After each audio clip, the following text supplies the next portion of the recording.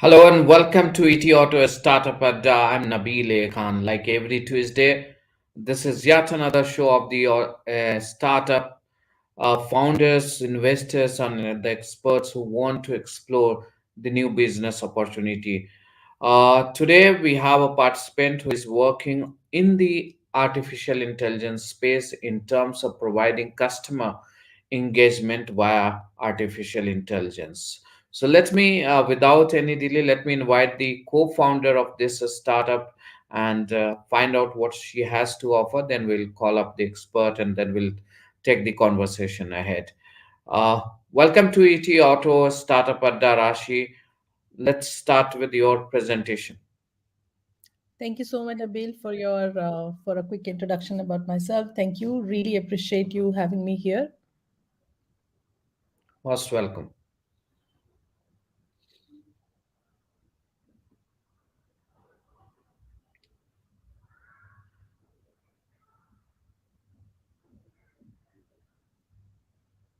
Rashi, can start talking about yourself and how did this happen, and then probably you can move to your presentation. Sure. So, a quick introduction about what, Rezo does.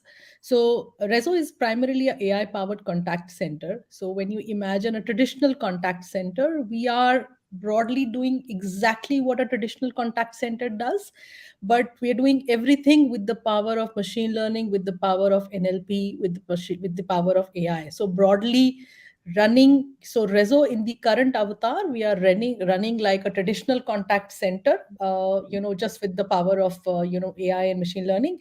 And in our current avatar, we are equivalent to a 3,000 warm body contact center. The team size is only 30 50 people, but broadly with a team size of 50 people, we are equivalent to a 3,000 warm body contact center, which describes a scale, to be very honest, how we are operating.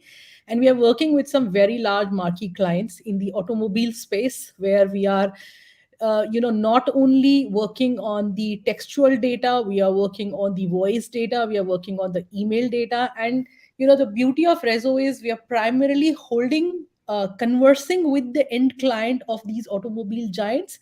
But broadly, there is so much analytics that we bring on the table as to what's a good time that Nabil will pick up my call, right? And will be able to give me an honest feedback, to tell me about a lot more about other things. So that is what we bring on the table. So to talk about my slides now. So, what's your background? How did you started off this? What you were doing prior to this? Who all are part of the team? If you could let us know. Sure. So, Nabil, I come from a data science background. I've got 17 years of experience working with the data. Did my PhD. I have a double master's from IIT Delhi, then went ahead to do a PhD in machine learning from University of Helsinki, Finland. And when I was doing that, once I completed, I was in altogether a different space, which was in the genomics area. I was doing my PhD. Came back to India, worked with the organizations like JNU, worked with a couple of corporates as well, helping them do their analytical product. And then back in 2017, me and my co-founder, who's also my better half, he comes from a pure technology background, right? Technology and product. So I am looking at the data science, and he looks into the overall technology and product.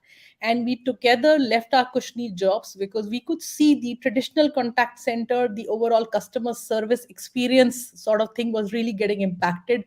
And there was a huge void here. So there could be a lot that could have been done with the power of analytics, with the power of product, with the power of technology. And that is how we left our cushy jobs, and we took a head start and started Rezo back in 2017. To talk a bit about Manish, Manish comes from he was a CTO with a company called as RateGain. Again, in pedigree from IIT Delhi. Both of us are from IIT Delhi. So we started this venture, and currently it has been 4 years now for us, both of us, and it's going very strong. It's a very beautiful mix of analytics and the product put together to be able to do some revolutionary work, right? So imagine you getting X as a feedback or X as a performance from a traditional contact center, right? And with the power of AI, you are taking that to the next level, which could be as huge as 3x as a performance metric. And when you do that, What you are kind doing of business? What kind of business you have generated so far? AI and ML is probably a compulsory ingredient when it comes to a lot of things, especially customer engagement or contact centers that you are talking about. It is being used across by various OEMs. In-house, they have developed technology, it. various other kind of companies in all across segments, not just automotive, everywhere. AI and ML is becoming very popular. Just want to understand what is your USP. How are you trying to reduce the cost for these customers or the clientele that you have, or what are the other advantage that you are providing? Is it going to be hassle free for them, not really getting into managing those kind of call centers or contact points? That's what these OEM prefer, outsourcing that. Then what are the unique proposition that Rezo is offering right now? Sure. So I'll talk a lot about all of this in my presentation. So if you allow, I could get started with that. Yeah. Does it work? Okay. Can you see my screen? Yes, I can. Yeah. So imagine the question that you ask about the enterprises, right? So the challenges which are primarily faced by the enterprises when they are working with a traditional contact center, their costs are very, very high. If they want to do the scale from, there is a sudden sales which are, a lot of e-commerce companies where there is a sudden, because of the festive season, a lot of sales comes into picture, right? So you really need to scale up your current task force multiple fold to be able to handle the overall leads or the amount of traffic that you would be viewing, right? Attrition in this market is very, very high. Data security is a large theft, and the transparency is also, to the minimalistic. And just because these are traditional contact center, we are leveraging a lot of backend APIs to be able to revert to the end customer. These APIs or these legacy system take a lot of time to move from, to for the human agent to basically look through and give you a response. So imagine these are all the challenges that we were watching, we were seeing, which were there, which was impacting the overall revenue for the enterprises. And it's a cost center, and it's a challenge for the end consumer who's looking at, hey, I'm paying the money, why am I not getting the service? Now, to basically to disrupt this space, we came up with the whole concept of a AI powered contact center. And in this space, what we try to do is any conversation, and this is our USP, any conversation. Usually, if I look into my competition space, everybody is going from, they're looking into one channel. It could be an email, it could be a voice, it could be chat. For us, the platform is channel agnostic, right? It doesn't matter to us if we are coming from the voice or we are coming from the email or the chat. We are basically take all sorts of interaction, we borrow strength from all of these interaction to be able to build up the overall conversational engine here. And we are able to analyze, so I will be able to automate conversations from the voice, from the email, from the chat. I will also be able to analyze every call and every interaction, the call center, any interaction which is happening, to be able to see if there is any problem anywhere, right? We would be able to tell you who are your best performing agents, who are your bad performing agents, how can I come up with the coaching and training needs for these people, how can I basically do anything and everything in a call center to be able to get them up to speed and to be able to perform to the next level. So that is what we bring on the table. We automate whatever we can automate. What cannot be automated, we actually sift through using machine learning AI. We do a lot of speech analytics to be able to tell you the story on the ground of your people, of the enterprise people who they have onboarded, and how it is working is what we bring on the table. The last piece that we bring on the table is basically the RPA. So imagine when you're talking to a human agent, right? He's at the back end making a lot of entry in the databases that, hey, I spoke with, for example, Tanvi, and her request was XYZ. So he will make entry into the databases. Now imagine all of this happening just in an automated manner without any human intervention. So that is what we bring on the table. And to talk about our USP, once Rezo gets trained on the system, we become like a best performing human agent who will work 24/7 without any error. So once we are building the AI engine, we will call the enterprise for their data, and we leverage all of that customer agent interaction data to build the AI engine, which will then be able to, pick up on all conversation, to be able to revert to all conversation either on the chat or on the voice, and will be able to do the needful 24/7. Wow. And to yeah, so and to tell you about the overall, the how we work, the USP for us is we will not come back to the enterprise and say that, hey, change your telephony system or change your email system or change your current system. We say whatever you had is excellent. We will integrate with your current telephony system to get you to the next level of accuracy, the next level of automation, and cut down on the cost big time. Thank you. So, Rashi, I'll now bring in the expert for this session today. We have Mahesh Babu, Chief Executive Officer of and Chief Operating Officer, Switch Mobility globally, and CEO of Switch Mobility India. Thank you, Mahesh. I know you had a board meeting today, but thank you so much for joining in today for some time and at least reviewing this startup that is being driven by Rashi. I just want to understand your quick remark. What's your thought on this? Because you know you have been part of automobile industry for a long time, and you understand how important the connection with the customers or the contact points are, and what a big, massive burden it had been on the automobile manufacturers, especially the OEMs. So, what's your thought? How do you rate this startup, and what would be your advice to Rashi? Hi Nabil, thank you. And first, wish Dr. Rashi Gupta for a wonderful new area of India, putting India into the AI map. I think best wishes for her and partners who have been doing a great job in that. I think auto industry is mainly moving from, you all know, from products to experience. I think experience include customer experience with the organization, with the product, and many more.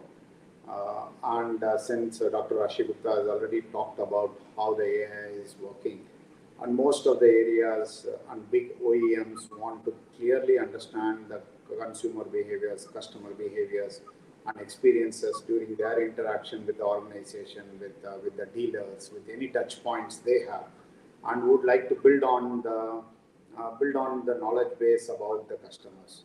So, Rashi, it's always said that data is oil and all that new one, but everybody finds it difficult to monetize it. So, how do you feel that your team could able to break that and get into monetization of the data, uh, and also look at partnering with auto OEMs? And what is your experience in partnering with automobile OEMs in this area? Sure. Thank you so much. Pleasure talking to you, sir. To talk about my experience when we are working with the automobile giants, when we are working with OEMs, I think the it's all, as you said correctly, data is the key. Data is the oil, and usually the brands, the enterprise, they are have been, in a way, storing all of this data for a very long time, but they didn't know how to leverage this data. And just because we come from the product, we come from the the AI, the data is something that is bread and butter for us. What we are bringing on the table for large enterprises, or for the OEM, is we are saying that, we will tell you this is your data, right? But you are attempting, for example, when the calls are being made, for example, for the service, or for example, scheduling an appointment for service, it could be, I'm just taking up example, or an EMI reminder if you have bought an automobile, and I'm just reminding, more like a reminder call that your EMI is due. Now, it's very important, all three of us on the forum today, right? We would have our preferences to pick up a call like this, to give a feedback, or to say what's the good time to schedule my appointment, or say a yes or a no. So, using your customer data, which is residing with the enterprise, because the enterprise has reached out to you on multiple levels, right? It's a whole journey. You buy a vehicle, there is a There is a whole screening that happens when you come to the center. So the enterprise is connected with you on multiple times. So we know, we have a lot of your purchase history, we have a lot of your when you have picked up the call. So we are leveraging, putting all of this data together and not restricting to, for example, if I'm working with service today, I will not only pause at the service variable, I will go extensively to the sales variable, look into that as well, to be able to find a complete story, to identify the variables that I could leverage, so that when I'm calling Mahesh Babu, right, what is a good time when I call Mahesh Babu, he will pick up my call and he will give me a feedback. As a result, my connect percentages is increasing. I am also the feedback that I was getting from a traditional contact center, right? Whenever I was trying to reach out to an individual, I'm actually growing that feedback three times, 3.5 to four times. We are growing to that level because we are leveraging a lot of that data to be able to get you the right offers using AI, get you the right information with the power of AI machine learning, and as a result, building the whole persona of the customer and leveraging that data to be able to get the best insight in a minimalistic time. So it's a win both for the customer, because the customer is getting what they need at a minimalistic, with the minimalistic effort, and good for the enterprise because what they were doing or not being able to do, irrespective of spending a bomb, now they are able to do that at one third, one fourth of the price. Very good, thank you. That's a good example you gave how to get how to leverage the customer experience and touch points in multiple functions of the organization. So good. I want to ask you, okay, um, there are big guys like Salesforce, even Alexas and Series and all of them. So slowly, all of them are bringing value from one sector to another and bringing in different experience. Do you think anytime they are going to be a threat for your business? No, sir. So what we are doing is, for example, the Salesforce and all of these CRMs, right? We augment with them. So they are not my competition. Absolutely not my competition. I will integrate with the telephonies. The way we have designed the system, we understood that we will never be able to compete with these biggies, right? So our overall system has been designed. I augment with the CRM. I augment with all telephonies to be able to get that information from their CRM. And also, once we do all the needful, we embed the information back in the CRM. So these are my buddies, right? So I don't take a hit with them, right? I know they are way too big for us. As far as the Google and Series are concerned, I think their philosophy and our philosophy is a bit different, right? They are the generalists. They are trying to bring in system where you talk to a Siri or and you say, "Hey, I'm traveling to, for example, to Goa. Please tell me what should I pack in my bags," right?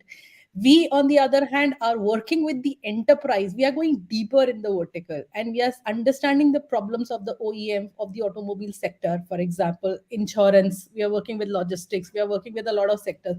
We go deeper, right? We are not generalists, we go specific for an enterprise. When we go specific for an enterprise, we understand the specific need of the enterprise, how the car name has to be pronounced precisely. There are so many small connotation when you go to the specific of the enterprise.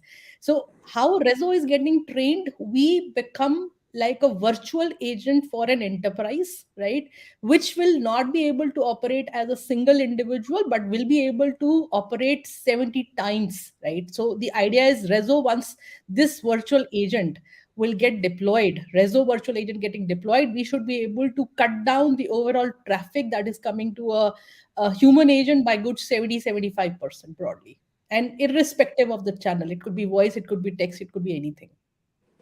Very, very well said, Rasi.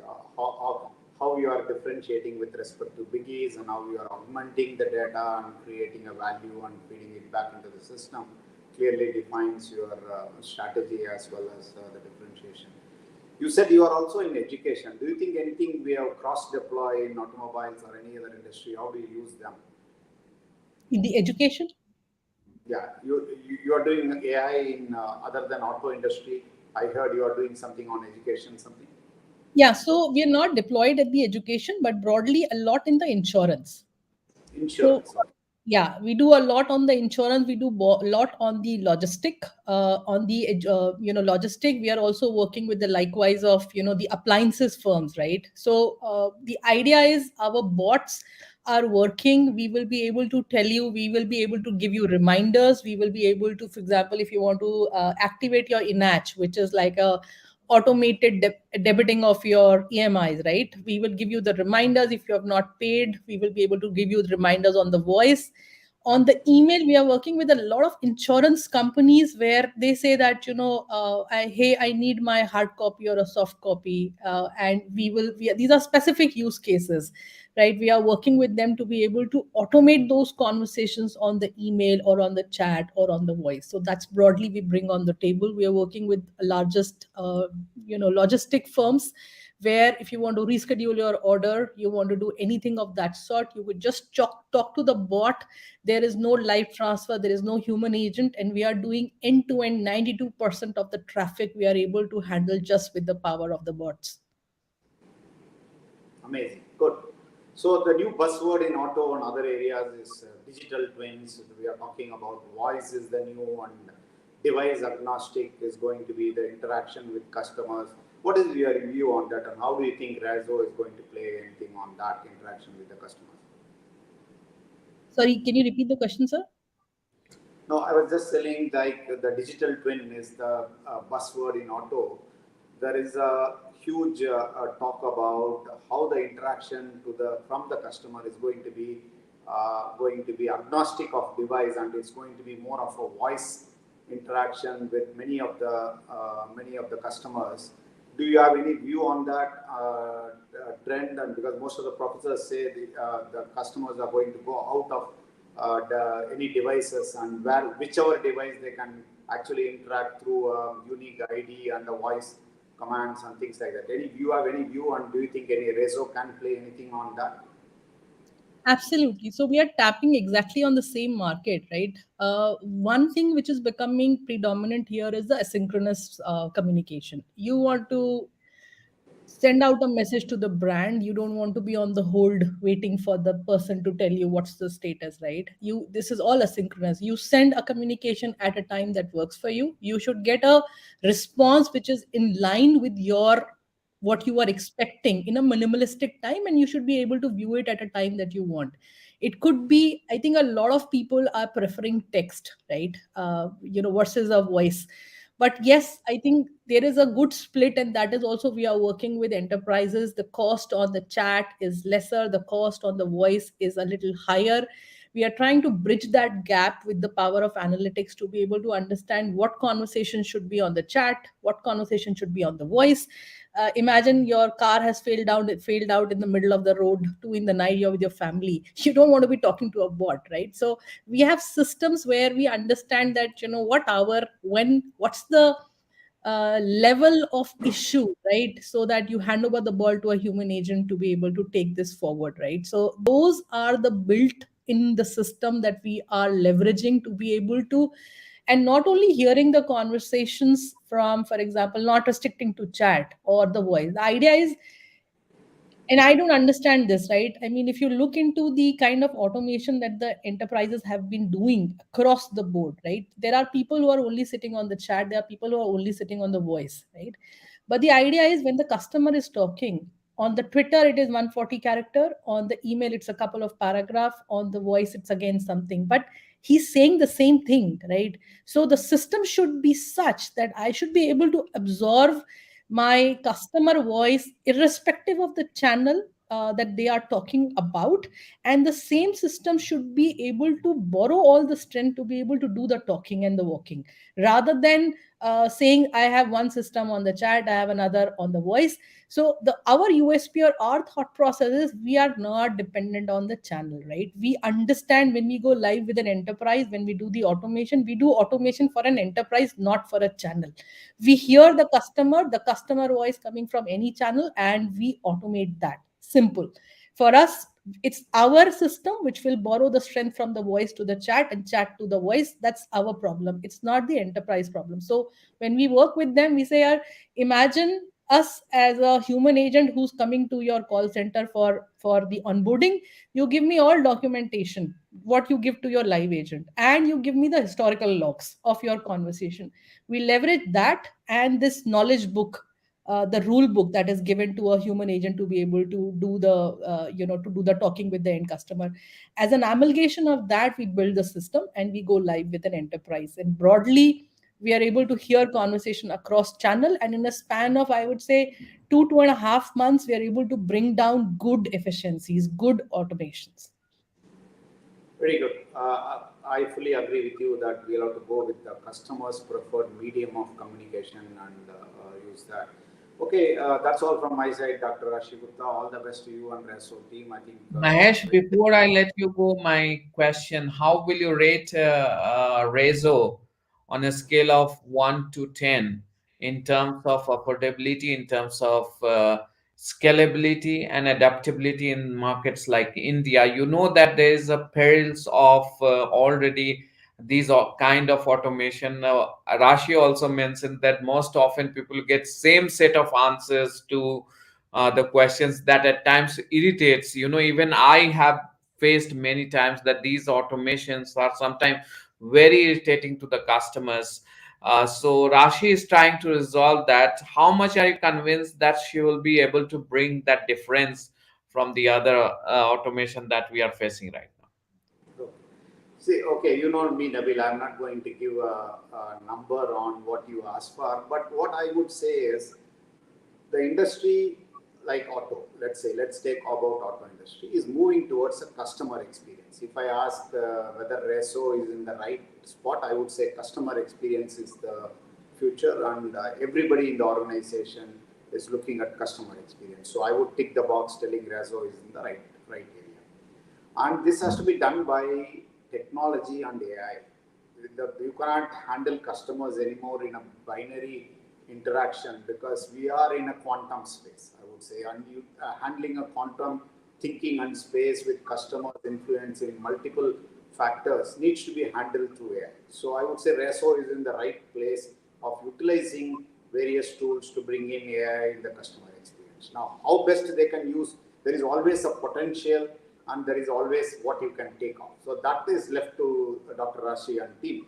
What I would say that both customer experience and AI are the future, and they are in the right spot and the right space. How much they leverage, I think it is up to Dr. Rasi to convince the audience and you and others, or the investors, or anybody for that matter, to look at it. But if I ask, will you ask? I would bet on the customer experience and AI in the future. That's all I would say. And it's, I would say it's just a startup for start. I would say India has not spent much on AI and generating IPR for ourselves. Slowly it is picking up. And while we are good at in AI, we are not good at marketing probably. While there are very little work done in some of the countries, they do a lot of marketing about what they have done with examples. I think I would request Dr. Rashi Gupta to look at your marketing aspects of blowing up whatever you are doing a little bit to the world will help really, because there are sometimes scientists will think that what they are doing is simple, but actually it may be a very profound work which can be taken into multiple ones. So that's my suggestion if you ask me. Otherwise, I think we are in the team is in the right space, and I would even look at how do we partner and help for us. Thank you, Mahesh. Thank you so much for your time. I'll take the conversation ahead with Rashi now and ask some of the financial and other operational questions. Thank you so much once again, Mahesh, for joining in You all today. the best. Thank Thank you, you. sir. I All think the best. really valuable words. I think this is, I think you have basically put a check saying that, we are in the right space using the right technology. I think I will let my clients say as to how good we are performing rather than we putting that word. But yes, very well taken. The marketing spend needs to be increased. Both techies working wholeheartedly, but I think the message needs to be very loud and clear to the other part of the world as well. Thank you And so much I'm for the sure wonderful All the introduction. today, best. today your presentation at ET Auto Startup Adda is certainly going to help you a lot in that direction, I'm sure. Yeah. Thank Thank you. you. I Thank you so think much. Rashi, I just want to understand so far what kind of business you are generating right now. When do you expect to break even? And what kind of investment you have made so far? Is it bootstrapped or you got some investor on board right now? So we are already break even, right? And I think initial 3 years we were self funded, but last year December we got in, a couple of investors on the kitty. We've raised a seed round with them, and now we are in full throttle, looking at a Series A. What kind of valuation you are looking at your startup right now? At what valuation you are trying to raise your funds? I think I will have to park that question for later. We are just figuring out as to what should be our valuation, but we are looking at a Series A. The idea is we want to do this kind of a spend, to grow on the R&D activity. There is a lot which is coming our way. We want to use this fund broadly to enter the US market and the Middle East market broadly. And there is a lot of opportunities, huge opportunities. So in India itself, I wouldn't say that I have reached At everywhere. what turnover you have broke even? At what turnover? What was your turnover when you broke even? Turnover, I think Yeah. I will keep those numbers a bit, can't say those out, but I think in our second 2.5 years itself, we were actually making a break even. So just want to understand if suppose today investors are watching this, and there are many investors who watch it who join the show also. Startup Adda is known for that. That's the reason I'm asking because this is kind of place where everybody is looking at and they are looking at the startups that we feature. So just want to understand what's your long-term target in terms of revenue and So the three, how much are you looking at? Suppose some investors are watching this. What kind of fund are you looking at in your Series A? Yeah, so Nabil, here we are looking to raise 15, any or anything between a 12 to 15 million, to be honest, right? And as I said, we are going to be leveraging this, to do our market expansion and to basically strengthen our R&D a bit. So those are the two broad, and marketing, as Mahesh sir said. So that those are the three things that we are looking at. We are already we are on the positive trajectory. We are already we've made it positive already. So we have raised, as I said, we have raised a very small amount in the beginning. That was something of the order of 300K is what we raised. And now, just because we've been able to onboard very large clients, and the trajectory looks very, very promising, and that's the reason we are trying to raise this larger round now. Are you open to give away like 20% stake, 30% stake also, or even majority? Is that in your mind for your expansion, next level of expansion? If suppose you want Absolutely. to go multiple market, how Absolutely. I open think are you in terms of leveraging your stake? so. Absolutely. I think whatever it takes, to be honest, to basically onboard the right sort of investors for us who will be able to get us, it's not only the fund, right? It's also the strategy aspect, right? So it's very important to onboard the right kind of investors who would be able to help us conquer the other markets. That is what we are looking at broadly. Before we conclude the discussion, just want to understand what sort of challenges you have faced as an entrepreneur so far, specifically to this domain. What are the biggest challenges that you are trying to resolve right now? So the challenges, there are many challenges. Obviously, as a startup, there is a whole concept which got Mahesh Babu actually could validate a couple of our the direction. So once you start a venture, right, there are multiple directions. So definitely, as he said, the customer experience is the way where the heart lies. Then automation, everybody has been talking about automation. So those two things, we are in the right box. The third thing that we are a little bit cognizant about is the kind of automation that we are bringing on the table. That has to be next level. When you are bringing in automation, you're trying to do equivalent to what a human agent does or what a human mind can bring on the table. If you're competing with that as a thought process, there is a lot that you need to be cognizant about. You need to go very deeper there. You need to be very clear how you are augmenting all of that. So those are the two things or three things that we are looking at broadly to be able to strengthen.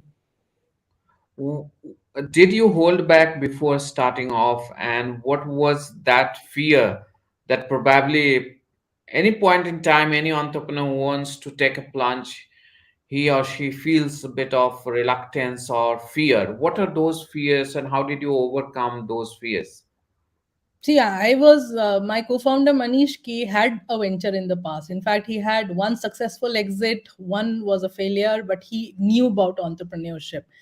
I'm coming from a direct, I'm coming from the academic world. I was an individual contributor coming from the academic world. For me to even take a plunge from an academic to an enterprise was itself quite a big challenge. I didn't know how to, to talk. There is so much that happens in the enterprise talking to the client. I didn't know any of that. Now from there to take the next level of plunge where you become an entrepreneur, a woman entrepreneur in the tech world was very difficult, was very, very difficult, I think. But as an entrepreneur, you really need to have the guts to be able to reach office, to be, driven by those challenges, to be able to every day look into solving those challenges broadly and go to the next level. But yeah, I mean, hell lot of challenges, and for me it was more because I was coming from an individual contributor role, didn't know how the sales happen. And currently I'm holding the fort where I am doing all the pitching, all the sales, which is so a lot of I would say a lot of evolution for me, and I think a long standing from my co-founder and my better half to strengthen the overall ecosystem, getting the right feedback, and also met a lot of lovely people, I would say beautiful people we have met. I think not in the beginning, but I think when people started to think that these guys are not giving up, they are standing by, they are doing some wonderful job, and a lot of tick from the industries, when the onboarding started to happen, that gave us more courage that yes, the solution is on the right track. And now at the phase that we are, right, making a break even, everywhere we are talking about our speech analytics capability, everywhere we are talking about our analytical capability, about Rezo as a product. I think there is absolutely no looking back. So the product has evolved over a period of time so well, that I see anybody who would be investing in us, anybody who would be partnering with us, from the enterprise, from the investment perspective, is going to be a big win, right? I mean, that is what I can say. Where do you see yourself 5 years down the line? What is your target? Do you vie for a position among the those big startup that has come up, those who have turned out to be unicorn? What's your target next 5 years? Where do you see yourself? So I think definitely unicorn for sure. We want to go for an IPO. To be honest, that's the ultimate thing that we are looking at. I think in this journey, at the trajectory that we are working at, and at the revenue that we are clicking at the moment, and our pipeline is very, very strong, very, very healthy. I think from that aspect, I don't see any issues. If we onboard the right sort of people today, I think we would do a wonderful, wonderful job. So IPO So is my last milestone, I would say. okay. Thank you, Rashi, and my best wishes. Hope you achieve your target sooner than expected. Ladies and gentlemen, this was ET Auto Startup Adda platform that brings the new innovators, startup founders, experts, and financiers, or the fund providers to the new age mobility business. Stay tuned to ET Auto for more updates and information and analysis around our mobility and automotive industry at ET Auto. See you next week, next Tuesday, with another startup founder and expert. Thank you. Take care till then and be good, be happy. Thank you so much once again for joining ET Auto Startup.